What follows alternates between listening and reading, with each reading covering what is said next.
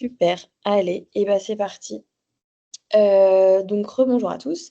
On se voit aujourd'hui pour un nouveau Reader Digest. Donc le dernier, c'était sur, la mise à jour des recommandations sur, la prise en charge des crises convulsives et des status et des clusters surtout, en urgence. Là, aujourd'hui, on va revenir sur les recommandations Recover qui ont été mises à jour en 2024, donc les recommandations sur la réanimation cardio-pulmonaire. Je pense que ça va être plus rapide que ce que ça avait pu être sur, la gestion des status, puisque, il y a quand même, peu de points qui ont été mis à jour, mais, ils sont quand même significatifs, ceux qui ont été mis à jour, donc c'est pour ça que je pensais que c'était important de revenir dessus. Donc bah, les 2 principaux articles, ici, c'est vraiment les articles qui ont été publiés, pour cette mise à jour. Donc je vous ai mis la biblio ici si vous voulez aller creuser le sujet un petit peu plus après. Alors bon, la réanimation cardio-pulmonaire, on y a tous en théorie été formés, à l'école. C'est la seule méthode démontrée pour, espérer obtenir un retour spontané, un retour à la circulation spontanée, pardon. On est bien au courant que les chiffres sont assez, drastiquement bas, mais est-ce que ça nécessite pour autant de pas tout tenter? Bah, je pense pas, mais voilà, sur le chien, on peut s'attendre à un espoir de récupération dans, maximum, 7 des cas, et chez le chat, ça peut monter jusqu'à 20. Mais bon, c'est quand même très large, 1 à 20 quoi. Alors, on va voir, très rapidement, le consensus Recover de qui sont ces gens, de quoi il s'agit, et puis ensuite on va revenir en détail, par ordre chronologique sur la réanimation cardio-pulmonaire, pour voir, ce qui a changé, ce qui est toujours identique dans les recommandations, que ça soit dans l'algorithme initial, donc dans la prise de décision de partir en réa, dans, la partie Basic Life Support et Advanced Life Support. Alors, qu'est-ce que Recover? Recover, c'est, un groupe, vétérinaire qui, travaille sur toutes ces recommandations sur, la ressuscitation, donc la réanimation, et qui publie donc depuis, 2012 des recommandations, mises à jour selon, la littérature. Leur but, c'est d'établir des lignes directrices qui soient applicables, vraiment de manière très pratico-pratique par le monde vétérinaire, mais ils ont aussi, à cœur de sensibiliser le grand public aux gestes de premier secours dans la réa. Donc leur but, c'est de former vraiment, les équipes et les propriétaires, et puis de combler petit à petit toutes les lacunes qui restent dans les connaissances, sur la réanimation. Il y a quand même, plein de choses qui sont pas encore étudiées sur, quelle est, la molécule à mettre en premier, pourquoi, et cetera. Enfin voilà, il y a plein de choses encore à creuser pour savoir quelles sont les meilleures méthodes. À chaque fois, ils décomposent leurs recommandations en, 3 domaines, donc Basic Life Support et Advanced Life Support qu'on va voir juste après, et puis le monitoring. Et donc, bah, comme la dernière fois pour, les recommandations sur les statuts, à chaque fois, la rédaction de recommandations, ça passe par plusieurs phases, donc de recherche, de sélection des articles et de littérature, appropriée. Ensuite, dans cette littérature-là, l'évaluation de la qualité des preuves pour ensuite établir des recommandations. Là, Recover, ils ont eu la particularité, d'ensuite proposer une ouverture aux commentaires une fois qu'ils avaient rédigé leurs recommandations, et donc tous les vétérinaires pouvaient venir, entre guillemets, mettre leur, pied, à l'étrier, en tout cas ajouter leurs commentaires et leur, expérience, dans ces lignes directrices-là, pour qu'elles soient ensuite un peu, temporisées selon ce qui se fait vraiment en pratique. Donc je vous encourage grandement, si vous ne l'avez pas déjà fait, à vous connecter sur le site de Recover. Déjà parce qu'ils ont plusieurs ressources en ligne où on peut télécharger les algorithmes qu'on va voir juste après, les tableaux de doses, vous savez, qu'on peut avoir en réa. Et puis ensuite, si vous le souhaitez, vous pouvez en fait, vous faire accréditer Recover. Donc ça passe par une partie de formation en ligne. Il y a le module, Basic Life Support et le module Advanced Life Support à suivre, et avec des QCM en ligne pour les valider. Et ensuite, une fois que vous avez validé cette partie-là en ligne, et ben, il y a des, plannings de tous les temps, forts, Recover qu'il va y avoir en Europe et dans le monde où, c'est possible d'y aller. Donc en général, c'est des congrès des choses comme ça. Et si vous y êtes, à ce moment-là, vous pouvez faire certifier justement la fin de votre formation Recover par un atelier pratique, comme on le voit sur ces images-là. Et c'est en ayant finalisé cet atelier pratique que ça vient vraiment valider l'ensemble de la formation et donc vous êtes accrédité Recover.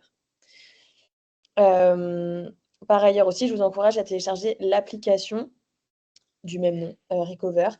On le verra un peu plus en détail après. Je crois que j'ai pas mis de capture d'écran, mais c'est une application, dès que vous l'ouvrez, si vous l'avez sur votre écran d'accueil, dès que vous l'ouvrez, ça va immédiatement vous lancer un tempo et un timer de réanimation, que ça soit pour les compressions thoraciques et pour, l'insufflation.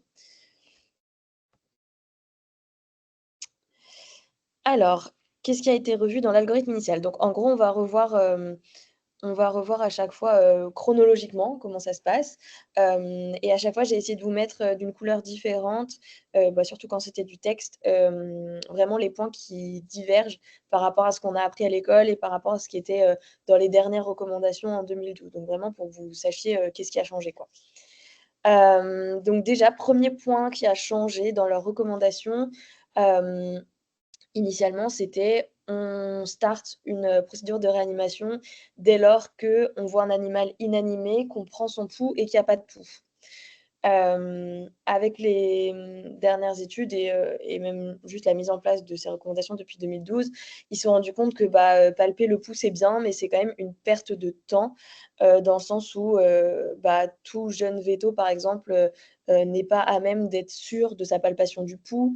Pareil, s'il prend le temps de mettre déjà trouver un stéto, mettre un stéto, aller voir si, il a une bonne auscultation et cetera. Donc tout ça, c'est une perte de temps qui n'est pas bénéfique pour l'animal et bah, là, ils sont partis du principe qu'il fallait mieux, commencer, directement la réa si on est dans les critères suivants. Donc un animal, inanimé qui ne répond pas aux sollicitations, donc c'est ce qu'ils appellent shake and shout quoi, le secouer un peu, voilà, il est vraiment, il ne répond pas, et en absence de respiration. Mais donc il y a plus de perte de temps à essayer de palper un pouls ici, du moment que c'est un animal, qui ne respire pas et qui ne répond pas, on commence une réa. Ils ont établi, l'algorithme initial dans ce sens-là, avec vraiment le appel à l'aide assez rapide parce que, ben, vous comme moi, on sait que si on se retrouve à une personne pour faire une réa, c'est forcément plus compliqué. 2, ça allait aussi et en gros, bah, plus on est nombreux, mieux c'est. Donc vraiment le premier réflexe à avoir quand il y a un animal, inanimé, c'est d'abord je crie, en même temps, en soit je peux faire 2 choses à la fois, crier et donc appeler à l'aide et faire le shake and shout.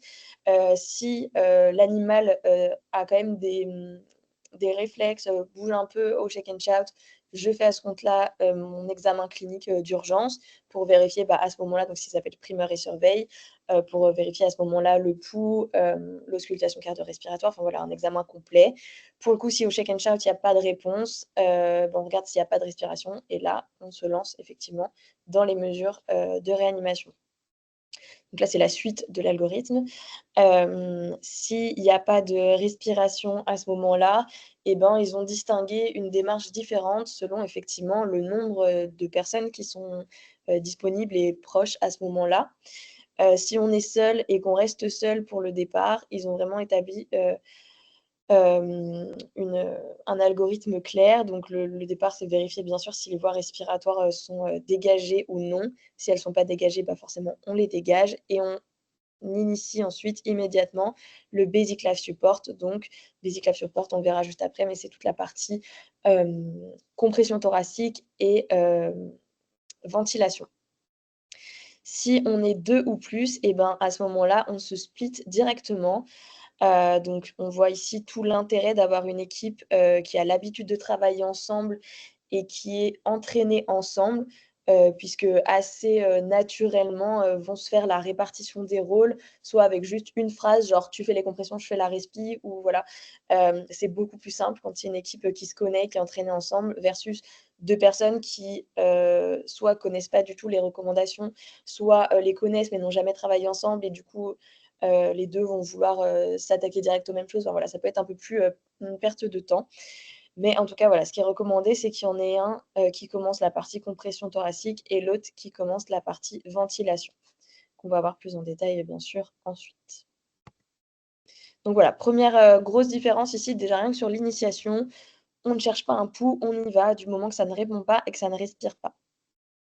Ensuite, sur le Basic Life Support, donc Basic Life Support, c'est toute la partie, soutien du système cardio-respiratoire avec les compressions thoraciques et la ventilation. Donc vraiment le socle, la base de toute réanimation cardio-pulmonaire.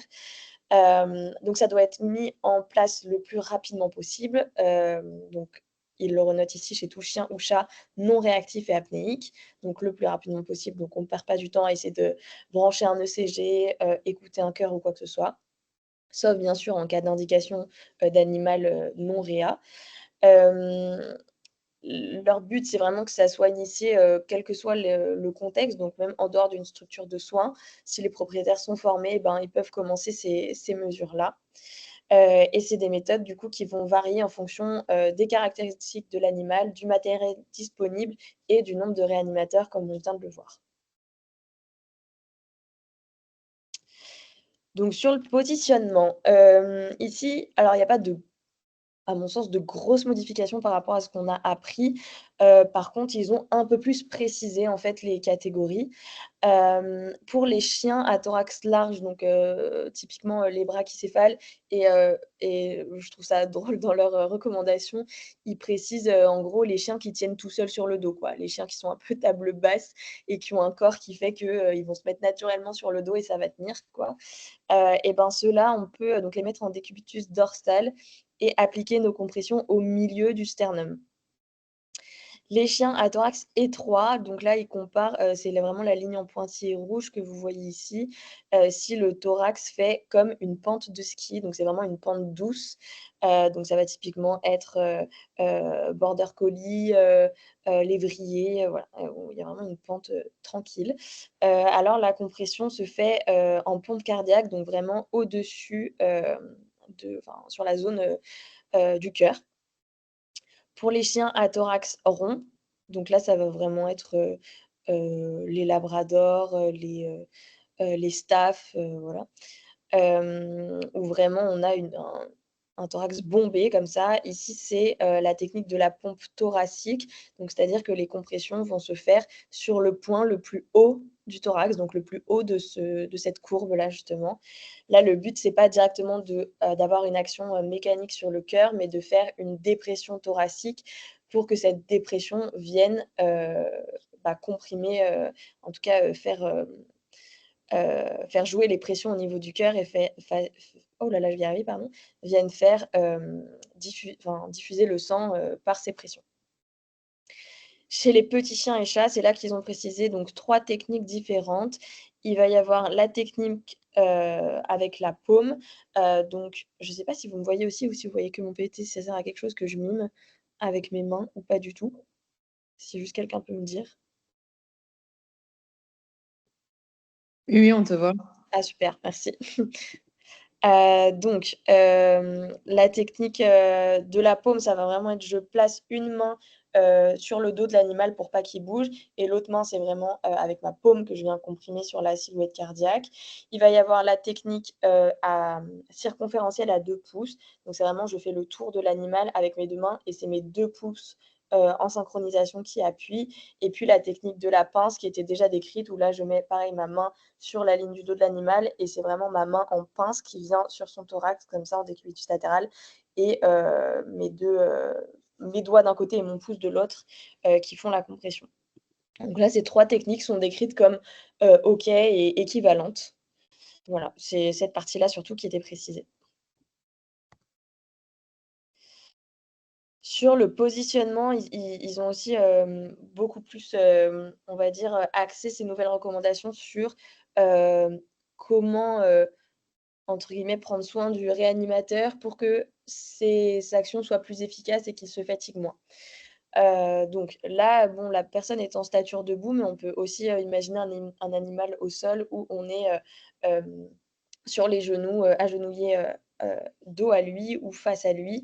Toujours est-il qu'il est hyper important que, les épaules, les coudes et les poignets soient alignés et soit vraiment, à la verticale au-dessus, de l'animal et notamment au-dessus du point de compression.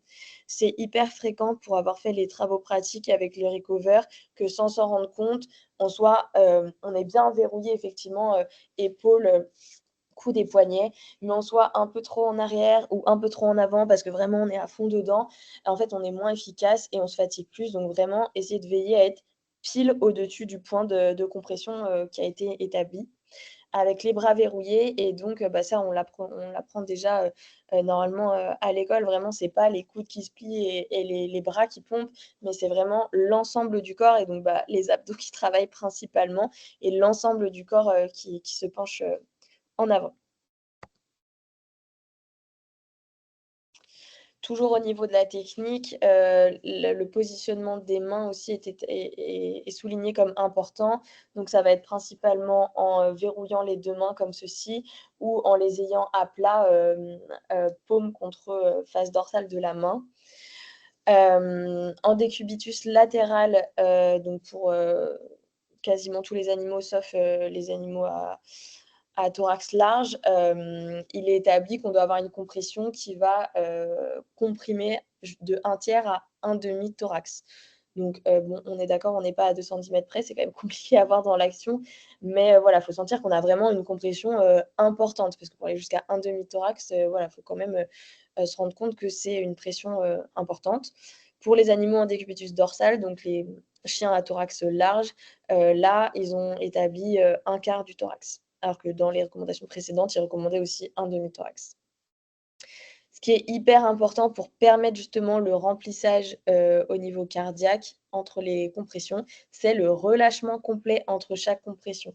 On a tendance à vouloir être, vraiment efficace et donc, surtout au début à y aller, mais il faut bien penser que le relâchement en fait est aussi important que la phase de compression, parce que sinon, bah, si ça se remplit pas, on peut rien.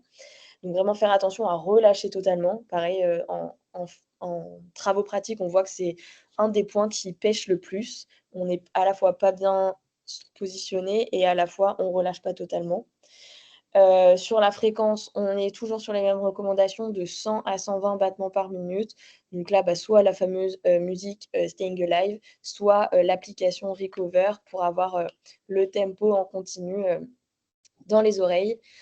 Et on est toujours sur des cycles ininterrompus de 2 minutes, donc ça hyper important et c'est vrai que c'est assez fréquent, ben, de commencer un cycle et puis de direct vouloir se dire: «Est-ce que j'ai un cœur? Je retourne ausculter». Mais en fait, ça pour le coup vraiment été démontré que c'est hyper important d'avoir au moins 2 minutes continues sans pause pour espérer avoir un retour à la circulation spontanée. Donc vraiment pas de stop et pas de changement de réanimateur sur les compressions pendant ces 2 minutes. C'est la même personne qui assume et qui reste efficace pendant les 2 minutes. Entre chaque cycle, pour le coup, on tolère maximum 10 secondes. On va voir tout ce qui doit être fait tout ce qui doit être fait, pardon, dans ces 10 secondes par la suite. Mais vraiment, c'est pas une interruption de 2 minutes pour savoir si j'ai un pouls, si j'ai un ECG ou quoi que ce soit. C'est maximum 10 secondes et puis les compressions reprennent. La deuxième partie du BLS, c'est la ventilation. Donc ça commence forcément par dégager les voies respiratoires, notamment s'il y a des sécrétions importantes, qu'elles soient externes ou internes au niveau de la zone d'intubation. Donc ça peut être avec une seringue pour aspirer, ou ce que vous avez sous la main en fait. Si disponible, bien entendu, c'est l'intubation qui est à privilégier. Elle doit être le plus rapide possible et dans la position de l'animal. Donc si, un des réanimateurs a commencé les compressions thoraciques, ce qui est censé être le cas, alors on intube dans la position, bah, soit du décubitus latéral, soit du décubitus dorsal selon le type d'animal. Il précise bien quand même de prendre le temps de fixer la sonde et de gonfler le ballonnet puisque ce serait une perte, de chance énorme si, la sonde venait à bouger et à se, désintuber.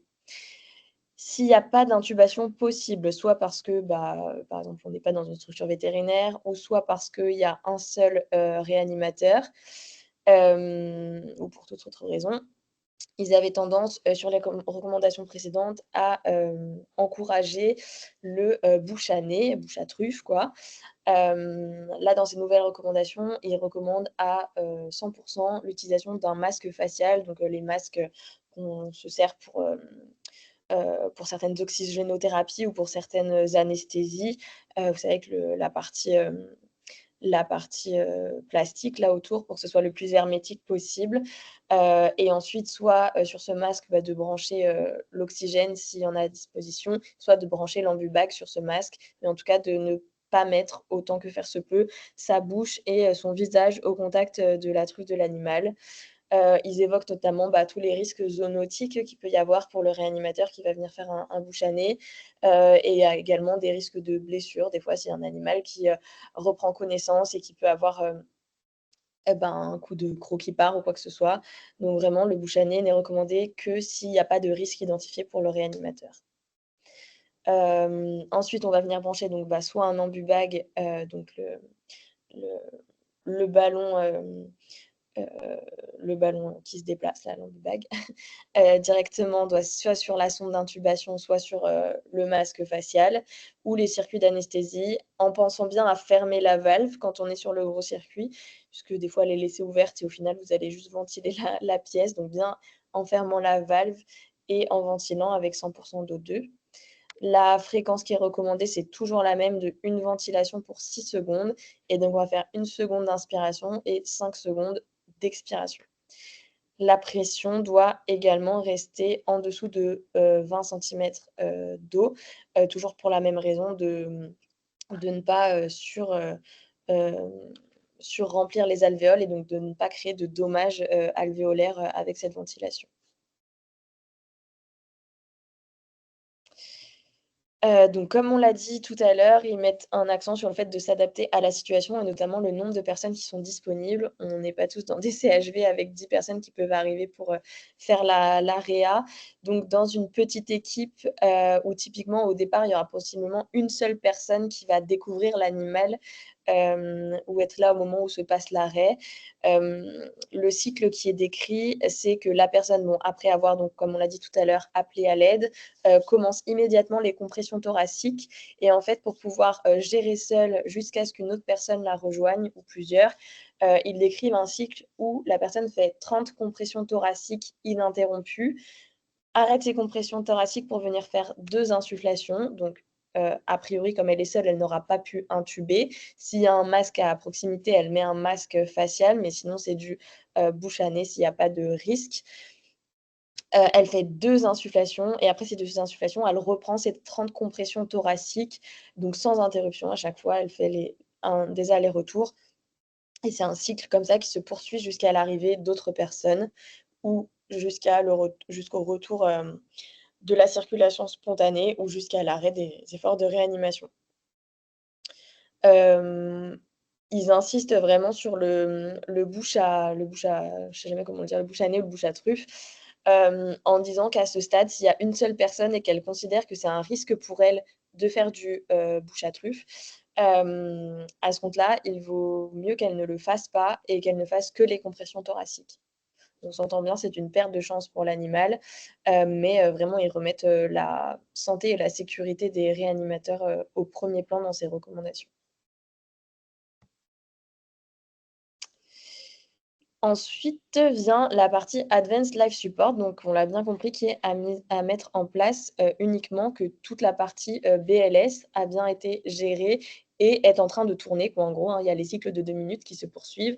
Éventuellement, à chaque cycle, la personne qui gère l'insufflation et la personne qui gère les compressions thoraciques peuvent se relayer en ayant à chaque fois moins de 10 secondes de pause, dans le relayage. Donc c'est-à-dire que la personne qui insuffle peut venir commencer à se placer, prête à prendre le relais des compressions thoraciques pour qu'il y ait vraiment le moins de pauses possible.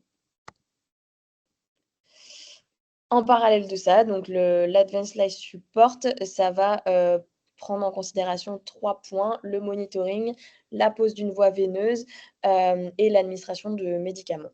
Donc sur le monitoring, les 2 principales choses qui doivent être branchées, donc là, bien sûr, ça va nécessiter une personne supplémentaire, qui va s'occuper potentiellement de toute cette partie, Advanced Life Support, mais du coup, ça nécessite d'être au moins 3 puisque les autres personnes, ou alors la personne qui gère la ventilation le fait, entre ses pauses de 5 secondes. Sur le monitoring, il va falloir brancher, l'ECG. Il est recommandé là d'utiliser, un gel non inflammable. Alors on a tous tendance à, utiliser de l'alcool. Mais en fait, c'est dangereux si jamais on en vient à devoir, utiliser, le défibrillateur. Donc dans l'idéal, vers tous les sets de réanimation, il faudrait avoir plutôt du gel que de l'alcool. Cet ECG, il va être lu, vraiment par l'ensemble des personnes qui gèrent la réa, sur les 10 secondes, les fameuses 10 secondes de pause entre chaque cycle. On y reviendra un petit peu plus tard, quand on parle plus précisément de l'ECG.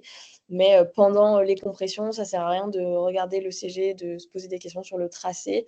Par contre, dès qu'on arrive sur ces 10 secondes de pause, tout le monde doit tourner ses yeux, vers l'ECG pour avoir une, lecture et une prise de décision collective. On branche également la capno, donc bah, bien sûr, ça va marcher sur un animal, intubé. Et là, les recommandations se sont un peu modifiées. On était, sur un objectif, de TCO2 supérieur à 15 millimètres de mercure, pardon, pour, estimer qu'on avait une réanimation efficace. Et là, dans les recommandations, ils sont passés à 18. Donc en gros, tant qu'on n'est pas à 18, ça veut dire que, ce qu'on est en train de faire sur le BLS n'est pas, assez efficace. Donc soit que, la fréquence des, compressions n'est pas optimale, la position n'est pas optimale, que ce soit du réanimateur ou de l'animal, que, peut-être, l'intubation n'est pas à 100 OK, que la fréquence n'est pas à 100 OK, qu'il y a pas assez d'oxygène, enfin voilà. Mais en tout cas, c'est que c'est pas optimal et que, on n'arrive pas, à une valeur qui pourrait permettre un retour à la circulation spontanée. Cette, capno, elle nous permet aussi donc du coup de vérifier l'intubation. Si, ils estiment qu'on a des valeurs très basses, en dessous de 5, c'est qu'il faut se poser des questions sur notre sonde d'intubation et que c'est peut-être ça la source du problème. La pose d'une voie veineuse, alors dans les recommandations précédentes, ils étaient un peu plus, en mode: «Bon, bah, si vous avez une voie veineuse, c'est bien, mais ça peut être aussi, de l'intra-osseux ou de l'intratrachéal». Bon, là, ils remettent vraiment l'intraveineuse au centre, plus, plus, plus. Donc la démarche qu'ils suggèrent, c'est donc, bah, directement partir sur la pose d'un cathé périphérique. Si cette pause, elle prend plus de 2 minutes, alors il peut y avoir là, j'entends bien, il faut être nombreux pour ce qu'ils proposent, mais il peut y avoir une personne qui commence à poser du coup une voie intra-osseuse, mais pendant ce temps, les autres personnes continuent à essayer de poser une voie intraveineuse puisque ça reste la voie intraveineuse qui doit être privilégiée. Donc voilà, tout donner pour que ce soit une voie intraveineuse, quoi. Mais il faut que ça soit rapide quand même, donc d'où leurs recommandations. Qu'est-ce qu'on en fait ensuite de cette voie intraveineuse? Le premier réflexe à ce niveau-là, ça va être de commencer à réfléchir à tout ce qui peut être, réversé, notamment si l'animal avait reçu des médicaments avant, donc des anesthésiques principalement ou des benzodiazépines. Donc on va utiliser l'analoxone pour, réverser les morphiniques, l'atipam pour réverser les alpha-2 et flumazénil pour, réverser les benzodiazépines. C'est hyper important d'avoir en tête que cette partie-là de reverser, elle arrive, vous avez vu, hyper tard dans, la présentation et dans, l'algorithme, qu'on est censé suivre. Hem, c'est vraiment pas recommandé l'animal fait un arrêt, je perds déjà du temps à chercher ma molécule, mon atipam ou ma naloxone, je calcule la dose et cetera. Pendant ce temps, l'animal, il est potentiellement toujours en arrêt, donc c'est vraiment la priorité, c'est toujours, le Basic Life Support, le BLS avec compression thoracique et ventilation pour assurer, toute la partie cardio-respiratoire et après, une fois que ça c'est géré, on se pose la question de: «Est-ce qu'il y a des molécules à réverser?» On a un peu tendance à parfois s'orienter vers ces molécules parce que, on se dit: «Ah OK, il fait son arrêt à cause de ça, parce qu'il a reçu des alpha-2, donc il faut vite le réverser» et cetera. C'est un très bon réflexe, mais à ne pas avoir en première intention. Ensuite, on arrive donc sur ces fameuses pauses, and check, donc les pauses de moins de 10 secondes entre les 2 cycles de BLS, qui vont nous permettre de prendre des décisions sur la suite de la marche à suivre, donc des molécules à injecter ou de la défibrillation. Donc sur ces 10 secondes, il doit y avoir, comme on l'a dit, hem, toute l'équipe qui va, regarder l'ECG, sur ces 10 secondes et puis une personne donc ça peut être la personne, par exemple, qui fait la ventilation, ça pour le coup, hein, qui va être en charge de palper le pouls. Donc bah, le plus simple, c'est le pouls fémoral, hein, qui doit donc commencer à palper le pouls un petit peu avant la fin du cycle. Donc pareil, il faut avoir clairement la tête sur l'horloge. Donc soit il y a une horloge dans la pièce où vous êtes avec vraiment une trotteuse, vous pouvez voir les minutes, soit sur l'application Recover, ça vous donne les cycles aussi de 2 minutes. Et donc, quand on arrive à peu près 10-15 secondes avant la fin du cycle de 2 minutes, celui qui check le temps dit attention, bientôt la fin du cycle. Donc, il se prépare en mettant la main au niveau du pouls fémoral pour déjà le palper pendant les compressions et se rendre compte de ce qu'il est avec les compressions. Les compressions s'arrêtent pendant 10 secondes et là, ça lui permet de voir s'il reste un petit quelque chose, si ce petit quelque chose est significatif. Et voilà, il continue de le palper en gros pendant la pause. Une fois que le pouls a été checké et que le CG a été regardé, les compressions thoraciques donc reprennent le plus rapidement possible. Le but, c'est pas quand on dit tout le monde regarde le CG et prend des décisions, c'est pas tout le monde s'arrête pendant un moment et regarde le CG et tant qu'on n'a pas statué sur le CG, on reprend pas. C'est vraiment juste on se le regarde, on se fait son idée, mais on reprend quand même et on en discute en ayant repris le taf, quoi, les compressions thoraciques et les ventilations. Ensuite, bah, qu'est-ce qu'on en fait de cet ECG? Donc là, nouvel algorithme. Donc déjà, est-ce qu'il y a un pouls palpable? Si oui, bah, on est très certainement dans un début heu, de reperfusion spontanée. Donc là, effectivement, on regarde un peu ce qui se passe, on ausculte, on fait un examen clinique. Sinon, qu'est-ce qui se passe sur l'ECG? Donc il y a plusieurs cas de figure qu'on va voir ensemble. Je ne sais plus s'ils vont s'afficher, oui. Premier cas de figure, est-ce que l'ECG est une ligne plate? Bon, bah, là, dans ce cas-là, oui. Donc on est vraiment dans l'asystole. L'asystole, c'est un un rythme, pardon, qui n'est pas choquable. Donc on va voir ce qu'on fait après avec ces conclusions-là, mais on est dans cette catégorie. Sur ce tracé-ci, pardon, la question c'est toujours: est-ce qu'on a des complexes répétés, sur le CG et consistantes, enfin voilà, permanents? Là, la réponse est oui, on a des tracés, identiques qui se répètent à intervalles réguliers. Est-ce que, la fréquence est supérieure à 200? Bon là, vous n'avez pas les unités, mais du coup, je vais vous le dire. Là, on n'est pas, supérieur à 200. Donc, on est ce qu'on appelle sur le PEA, donc hem, le rythme, sans pouls, en fait, l'activité je vais y arriver, activité électrique sans pouls, qui est un peu une activité, électrique archaïque faite par le cœur et donc qui a ces caractéristiques-là. Donc là, pareil, on est dans un rythme non choquable. Ensuite, on peut avoir ce type, de rythme. Donc là, on reprend toujours notre algorithme. Est-ce qu'on a, des complexes répétés, identifiables sur le CG? Oui. Est-ce qu'on est à une fréquence de plus de 200 par minute? Là, je vous le dis, c'est oui. Et donc là, on est sur une tachycardie ventriculaire, donc qui est aussi appelée pulseless puisqu'on est dans le cas, on l'a dit, où il y avait pas de pouls palpable. Donc c'est une, tachycardie ventriculaire sans pouls et ça, c'est un rythme qui est choquable. Dernier rythme, possible, est-ce qu'on a des complexes, répétés, identiques, visualisables sur le CG? La réponse est non, puisque là, on voit que c'est totalement archaïque. Est-ce que c'est une ligne plate? Non. Donc là, on est sur une, fibrillation, ventriculaire et donc c'est aussi un rythme qui est choquable. Voilà, donc ça concrètement vraiment, c'est, quand même des tracés à voir dans l'œil, parce que, bah, vous vous doutez bien que les 10 secondes, c'est, assez rapide. Mais si on se pose, ces questions vraiment dans l'ordre: «Est-ce que j'ai des complexes qui sont, identiques, répétés?» Oui, non. Est-ce que j'ai un rythme de plus de 200? Est-ce que j'ai une ligne plate? Bon, il y a quand même que 4 types de rythmes, donc la décision peut être, prise assez rapidement et c'est pour ça également que c'est important que tout le monde regarde le CG à ce moment-là et donne son avis parce que des fois, il y a des situations où on sait pas trop, voilà, on n'a pas trop eu le temps de regarder la fréquence et cetera, donc tout le monde regarde, tout le monde donne son avis et prend une décision collective de dans quelle catégorie on est. Donc pour les rythmes non choquables, donc c'est-à-dire la systole et l'activité électrique, sans pouls.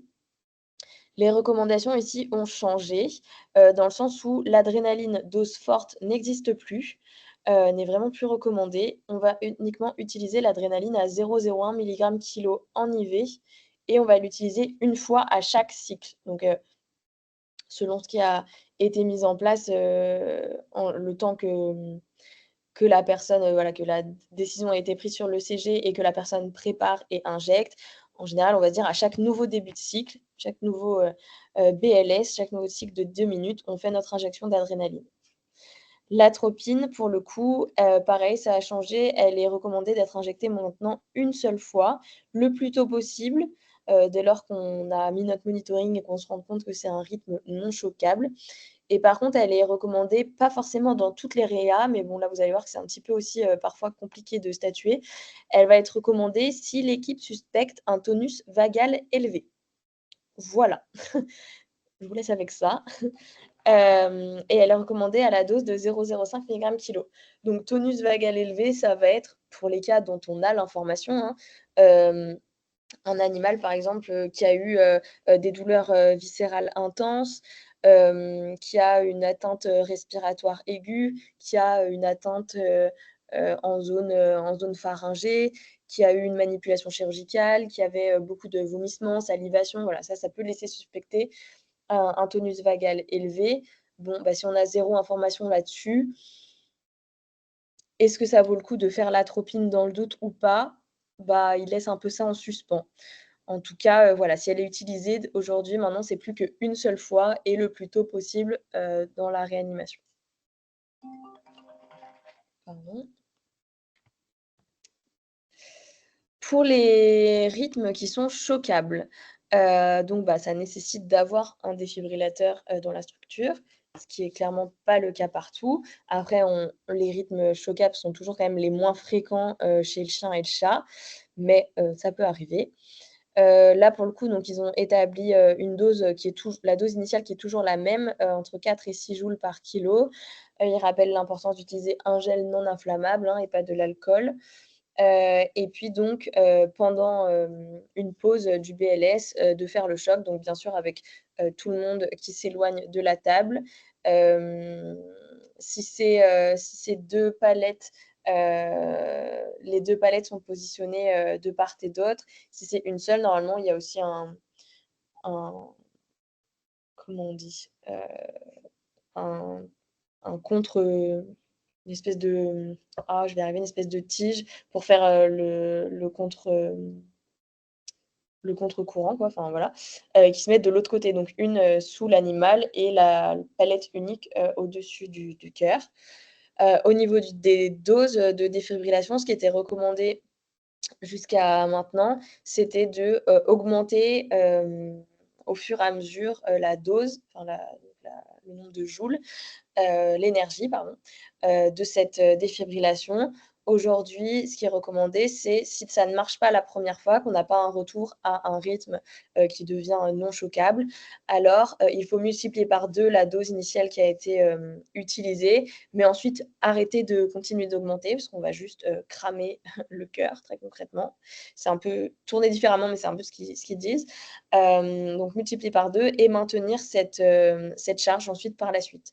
Le but à chaque fois, c'est de revenir soit à un rythme, ben, régulier et normal et c'est génial, soit au moins de revenir à un rythme qui devient non choquable et donc pour lequel on utilise, les molécules, comme on l'a vu précédemment pour les rythmes non choquables.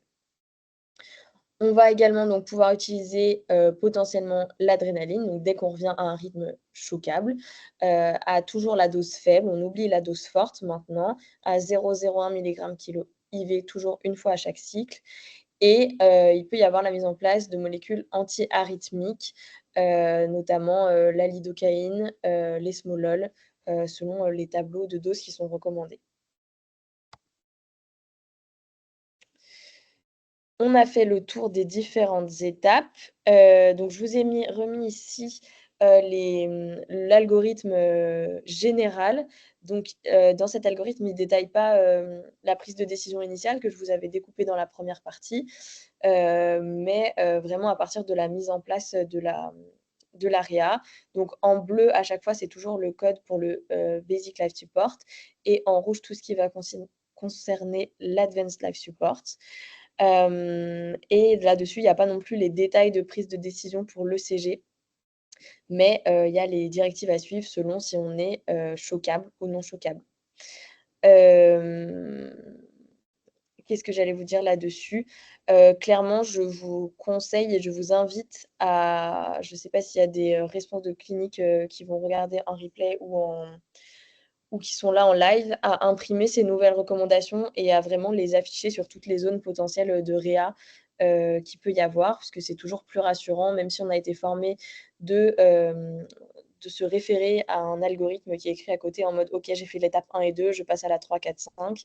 De même si on arrive à un moment sur une réa où, bah, on est 3 mais il y a, le véto, le vet nurse et un stagiaire, bah, le stagiaire pour le coup a priori il est pas ou peu formé, donc de pouvoir lui dire: «Bah, regarde, fais le numéro 3, branche le CG» ou enfin voilà, c'est quand même plus simple. Je vous l'ai pas mis ici, mais il y a aussi un tableau, très complet avec, ben, tout comme on aime bien, les noms des molécules, donc adré, atrope et cetera et puis, selon le poids, la dose en millilitres, recommandée. Et donc ce tableau aussi est mis à jour avec, les nouvelles recommandations, donc le fait qu'on n'utilise plus, la dose forte d'adrénaline. Voilà, je vous encourage aussi tous à vous former. Là, clairement, cette, visio, c'est juste une mise à jour sur les recommandations, mais c'est vraiment en se formant et en se mettant à jour avec, ces formations Recover qu'on devient, efficace et efficient. Ça demande de l'entraînement et de l'actualisation. Et ça demande aussi un gros travail d'équipe. Hem, Moi, pour tout vous dire, j'ai fait les 2 sessions, bah, en ligne là de BLS et ALS et ensuite j'ai passé ma, certification à Liège et en fait, c'était un peu particulier. C'était, je l'ai passée en même temps que l'équipe enfin l'équipe de soins intensifs de leur structure, de l'école quoi, d'urgence. Et en fait, ben, eux, c'était déjà une équipe, donc ils se connaissaient, ils avaient l'habitude de travailler ensemble et ça s'est énormément senti, quoi. J'avais beau avoir la théorie et un petit peu de pratique, bah, je les connais pas et on n'a pas l'habitude de travailler ensemble, et ça se sent et du coup, ça se sent aussi dans le côté, perte de temps parce que, bah, je sais pas où sont rangés les trucs, parce que je sais pas comment eux ont l'habitude de faire, je sais pas communiquer avec eux et voilà, donc si, il y a des possibilités dans les structures de faire, des petits temps, formation pratico-pratique où on s'entraîne sur une peluche, sur n'importe quoi, à se mettre en situation. C'est vraiment bénéfique pour le jour où on se retrouve confronté à un vrai arrêt. Et puis enfin, hyper important, toujours pour gagner du temps, d'avoir des zones de réa qui soient prêtes et vérifiées régulièrement et ben, où il y ait tout ce qu'il faut, donc les molécules, les cathéters, le monitoring, les masques, les sondes d'intubation, s'il y a un défibrillateur et puis qu'il soit checké aussi régulièrement et puis dans cette zone qui est, tout l'affichage nécessaire, à la fois, cet algorithme-là, les doses et puis potentiellement aussi l'algorithme sur les ECG pour aider à la prise de décision, sur la pause and check. Voilà, je ne sais pas si vous avez des questions sur tout ça? Ah, il y en avait là. Combien de temps on doit faire une réa si les efforts sont improductifs? Là, les recommandations, c'est toujours les mêmes, c'est à peu près une vingtaine de minutes. Donc en gros 10 cycles de 2 minutes, quoi.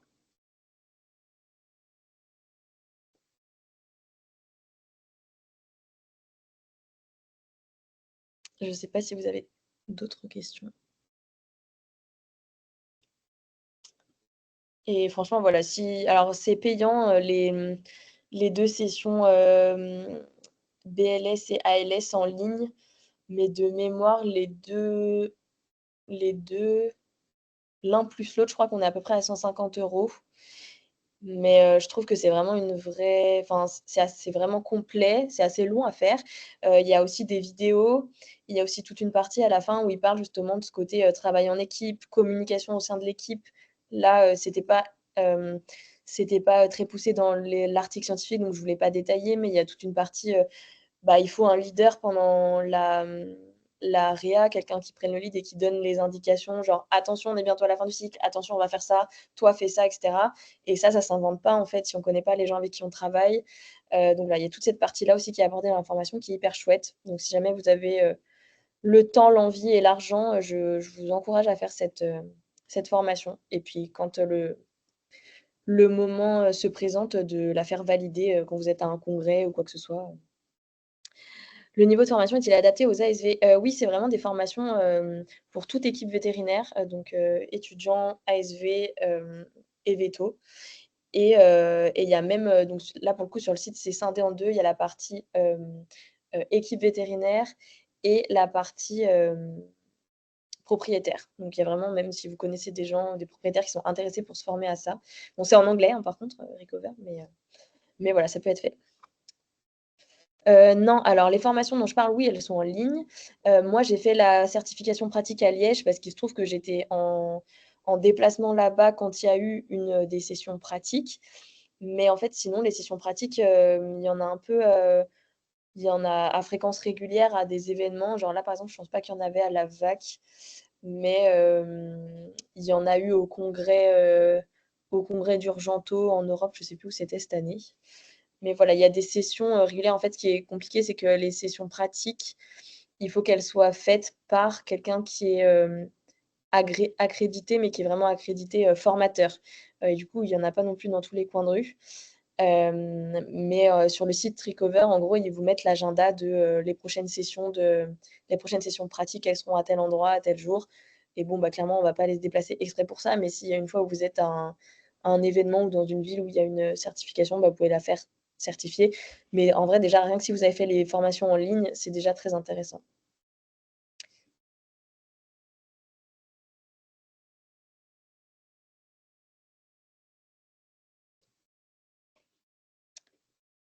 Voilà. Bon, après, comme d'hab, si jamais vous avez des questions qui émergent par la suite, vous pouvez m'envoyer un message, sur WhatsApp, par mail ou quoi que ce soit et pareil pour ceux qui regarderont en replay, hésitez pas si vous avez des questions et vraiment allez visiter ce site et s'il y a pas, les respos de cliniques, des différentes cliniques, Emergence ici, vous pouvez leur suggérer de ma part d'imprimer ces nouvelles chartes-là et de les faire plastifier et de les afficher, de partout dans vos cliniques, avec ces nouvelles recommandations. Voilà. Et ben, ça a tenu. C'était quand même un peu long, mais ça a tenu. Et ben, merci à tous. Je vous souhaite une bonne après-midi, une bonne journée. Et puis, je sais pas vous dire la prochaine, parce que je me rappelle plus la prochaine date que je fais, mais à bientôt. Merci beaucoup, bonne journée. Bonne journée. Merci, merci.